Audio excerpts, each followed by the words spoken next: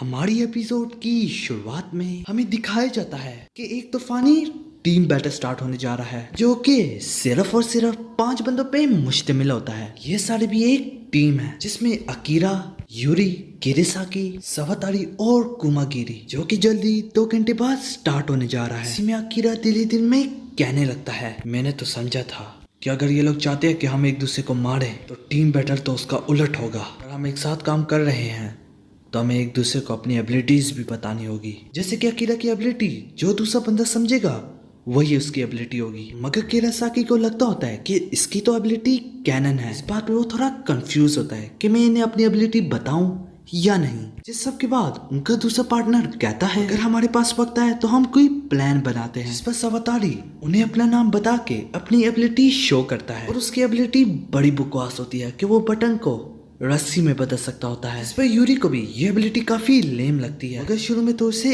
इतबार ही ना होता कि ये इसकी एबिलिटी है। इसके बाद बारी यूरी की होती है। यूरी ने अपना नाम बता दिया है, साथ ही साथ एबिलिटी भी कि वो अपनी फिजिकल स्ट्रेंथ को 5 गुना बढ़ा सकती है। ये जान के सवातारी काफी हैरान होता कि कितनी जबरदस्त एबिलिटी है। इसके बाद किरासाकी वो अपना नाम बताता है और साथ ही साथ एबिलिटी लकड़ी को स्टिक में बदल देना। इस एबिलिटी से भी वो काफी मुतासिर होता। नेक्स्ट कुमागिरी अपने आप को 2 सेकंड के लिए इनविंसिबल बना सकता है। इनविंसिबल से मतलब जो कभी ना हारे, पर सिर्फ और सिर्फ 2 सेकंड के लिए। मैं इस एबिलिटी का इस्तेमाल नहीं करता जो कि उन्होंने मेरी मर्जी के बगैर दिया है। क्योंकि वैसे भी वो प्रोफेशनल फाइटर रह चुका होता है, क्योंकि उसे ज्यादा एतबार अपनी पावर पे होता है ना कि किसी की दी हुई पावर पे। और फाइनल अकीरा उन्हें अपना नाम तो बता देता है मगर जब एबिलिटी की बात आती है तो वो सोचने लग जाता है। कुछ ही देर में वो सोच लेता है जिस पे वो बोलता है मेरी एबिलिटी मैं अपने हाथ को कैनन में बदल सकता हूँ। और उनका पार्टनर काफी डिसअपॉइंट होता अपने पे कि सबके पास इतनी जबरदस्त एबिलिटी है। और अकीरा ने अपनी एबिलिटी इसलिए रिवील नहीं की होती क्योंकि वो उसके लिए खतरनाक पड़ सकता है। पर हाँ, अकीरा ने ये भी सोचा होता है कि इनमें से कोई इसकी मदद भी कर सकता है उसकी अपनी एबिलिटी को ही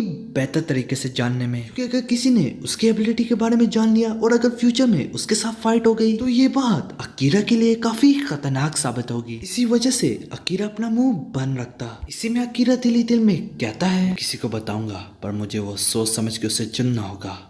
इसके बाद सवातारी ये कह रही होता है कि अपनी एबिलिटी का डेमो पेश करो मगर अकीरा वक्त पे ये बात बदल देता है। किरासाकी तुम्हारे जख्म अब कैसे हैं? इस पे सारे लोग हैरान होते हैं कि क्या ये एक दूसरे को जानते हैं? तो हाँ, वो कहते हैं कि हम पहले एक दूसरे से लड़ चुके हैं। जिसपे किरासाकी मजीद बोलता है कि जब मुझे चोट लगी थी तो उन्होंने मेरी ट्रीटमेंट की। अकीरा ने कैसे ना कैसे करके डेमो वाली बात को तो जुटला दिया मगर उसे काफी फिक्र होती है कि क्या सिर्फ मेरा दुश्मन सोचे तो तभी मेरी एबिलिटी काम करती है या फिर कोई भी सोचे तो उसका काम बन जाएगा। वो मजीद दिल ही दिल में सोचने लगता है। टीम बैटल एक परफेक्ट मौका है इसे जानने के लिए, पर इस वक्त ये मुझे ज़ेद नहीं देता कि यहाँ पे मैं अपनी एबिलिटी टेस्ट करूँ। बस टाइम पूरा होने जा रहा होता है और अकीरा ने एक प्लान बनाना होता है। इसी में वो किसी की एबिलिटी को जानना चाहता होता है तो वो यूरी से अपनी एबिलिटी का इस्तेमाल करते हुए जंप मारने का कहता है जिसपे वो मान भी जाती है। मगर उसके जंप मारने से पहले ही किरासाकी रियलाइज करता है कि अगर इसने यहाँ पे जंप मारी तो इसका तो सब कुछ दिख जाएगा। और वही होता है जिसपे वो तो आंखें बंद कर लेता है और दूसरा तो मुंह फेर लेता है। तीसरा परवर्ट होता है और अकीरा उसकी एबिलिटी में काफी बिजी होता है। जिस सब के बाद यूरी भी इसे रियलाइज कर लेती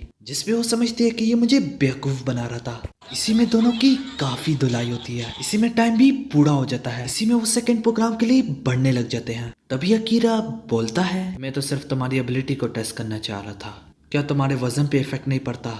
मतलब कि वजन बढ़ता है या नहीं? तो यूरी कहती है लेकिन तुमने तो सब कुछ देख लिया। तो अकीरा कहता है नहीं, मैंने सिर्फ तुम्हारी जंप देखी। इसी में सवातारी कहता है अगर तुम्हें चांस मिले किसी को मारने का तो उससे पीछे ना हटना। जैसे कि यहाँ पे रूल है किसी को मारने से तुम्हें पनिशमेंट नहीं मिलेगी क्योंकि सामने वाला बंदा भी तुम्हें मारने की कोशिश करेगा। तो मेरी एडवाइस को मजाक ले सकते हो, अगर तुम मरना नहीं चाहते तो चुकंदा रहना। इसी में वो वहाँ पे पहुंच जाते हैं जहाँ पे उन्हें ले जाया जा रहा होता है और उनके अपोनेंट्स पहले से वहाँ पे पहुंचे होते हैं मगर वो लोग देखते हैं कि इनके अपोनेंट सिर्फ 4 ही है। इसी में उनका 5वां अपोनेंट शेडो में छुपा होता है। अभी उन्हें रूल्स बताने लग जाती है। दोनों टीमों में से जिसका नाम लिया जाएगा वो रिंग में आके लड़ेंगे और वो भी 1 on 1। जो टीम ज्यादा जीतेगी वही टीम फाइनल विनर होगी। और वही रूल होते हैं सरेंडर, मारना, बेहोश करना वगैरह वगैरह। ये सब कुछ भी दूसरी टीम को जिता सकती है।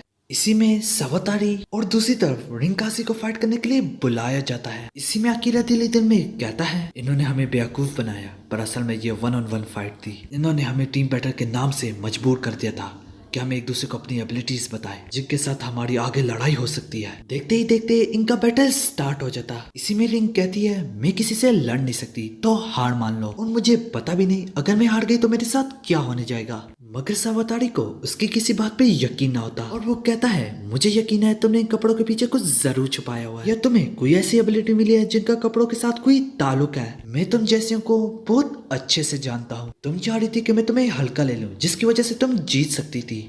तो रिंग कहती है, नहीं आप गलत समझ रहे हैं। जब भी मैं यहाँ लाई गई थी तो मैंने बड़े कम कपड़े पहने थे, तो इसी वजह से मैंने अपने आप को कपड़ों से ढका हुआ है। मैं तुम्हें वैसे हार मानने का नहीं कह रही, मैं तुम्हें शुक्रिया कहने के बाद गिफ्ट दूंगी। असल में तो इसे थैंक यू प्रेजेंट ही बोलते हैं, मतलब कि शुक्रिया का गिफ्ट। ये सुनते ही वो कहता है, इतनी बुरी ऑफर नहीं है। अकीरा को छोड़ के इसके टीममेट इस पे भड़क जाते हैं, तो वो कहता है, ओए पागलों, मैं इस तरह फाइट एंड करूंगा कि हमें लड़ने की जरूरत नहीं पड़ेगी। मेरी एबिलिटी काफी खतरनाक है, शायद मैं इसका कत्ल भी कर सकता हूँ। ये सुनते ही उसके टीममेट्स काफी हैरान होते हैं, जिसपे वो मजीद बोलता है, मैं लड़कियों से नहीं लड़ता, मगर मैं इस तरह हार भी नहीं मान सकता। इसी में वो एक कॉइन निकाल के कहता है कि हम इससे अपना फैसला करेंगे कि इन दोनों में कौन हार मानेगा। रिन इस बात से एग्री कर जाती। इसी में उसके टीममेट्स दिली दिल में कहते हैं, शायद उस लड़की की एबिलिटी खतरनाक हो सकती है, वैसे भी इसके पास लड़ने की एबिलिटी भी नहीं है। मतलब कि उसके टीममेट को पता है कि ये बड़ी बड़ी छोड़ रहा है। इसी में सवातारी कॉइन को उछाल देता है और उसकी नजरें कॉइन पे ही होती है। इसी में वो बोलता है, वो हमेशा टॉस जीता है, चाहे सूरत हाल कैसी भी हो। मगर इसी में वो लड़की उस पे वार कर देती। किसी को समझ में नहीं आती आखिर हुआ क्या, और वो लड़की भी बस सामने ही खड़ी होती। इसी में वो लड़की कहती है, मुझे क्विट करने से काफी डर लग रहा है। तो हाँ, तुम्हारा मरना जरूरी था, और किसी को उसकी एबिलिटी पता तक नहीं चलती। वैसे भी रिन ने से शुरू से ही मारने का सोचा था, तो उसका सारा फोकस कॉइन पे था, जो कि उसके लिए परफेक्ट अपॉर्चुनिटी थी। जिस सब के बाद किरासाकी अकीरा से पूछता है, क्या तुमने कुछ देखा या समझे? तो अकीरा कहता है, जैसे उसने अपना हाथ हिलाया तो तुरंत से कोई ब्लेड आ गए, जिसपे डॉक्टर्स भी कहते हैं हम इस बारे में कुछ नहीं कर सकते। इस पे वो कहते हैं लाश को ठिकाने लगा दिया जाए। ये सुनने के बाद यूरी के पैरों तले जमीन खिसक जाती, मगर अकीरा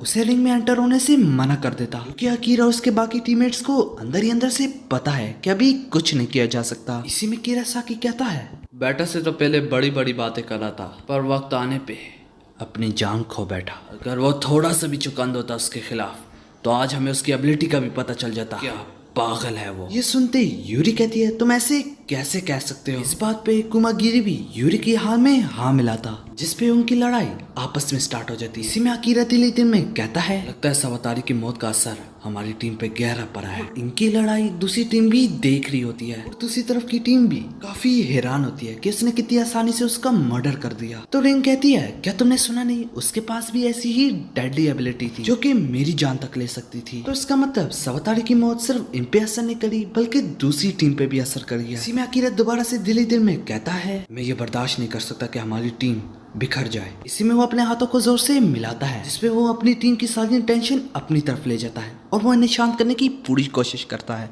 हम तो इस टॉपिक में बाद में भी बात कर सकते हैं। हम एक टीम है, जिसपे सारे इसकी बात से एग्री कर जाते हैं। मैच 2 स्टार्ट होने को जा रहा होता है। शिंग कुमागिरी दूसरी टीम से रिंगो तातारा। इसी में शिंग कुमागिरी रिंग की तरफ बढ़ने लगता है और उसके दिमाग में यही बात होती है जो से अकीरा ने कहा होती है, मगर रिंग में जाने से पहले वो उनसे माफी मांगता है। इसी में किरासाकी देखता है शिंग कुमागिरी का अपोनेंट तो काफी शांत है, ऐसे थोड़ा सा भी डर नहीं कि ये एक हल्क जैसे मॉन्स्टर से लड़ने जा रही है। किरासाकी का कहने का मतलब कि उस मंकी जैसे दिखने वाले बंदे की तरह गलती मत करना, जिसपे उनका बैटल स्टार्ट हो जाता। शिंग कुमागिरी उसकी तरफ बढ़ते हुए सोचता है, अगर मैं उसे रिंग से बाहर कर दूं तो मैं इसे चोट पहुंचाए बगैर जीत जाऊंगा। इसी में तातारा अपना हाथ उठा लेती, जिस पर शिंग कुमागिरी समझता है कि ये अपनी एबिलिटी का इस्तेमाल करने जा रही है, मगर वो कहती है मैं इस मैच को क्विट करने जा रही हूँ। ये देख के सुन के दोनों टीम्स के पैरों तले जमीन खिसक जाती। इसी में उसका हैंडकफ दोबारा से लॉक हो जाते। एक ही बारी में ये लाइन कहने से वो बंदा हार जाता है। इस बात पे किसी को समझ में ना आता कि उसने ऐसा क्यों किया।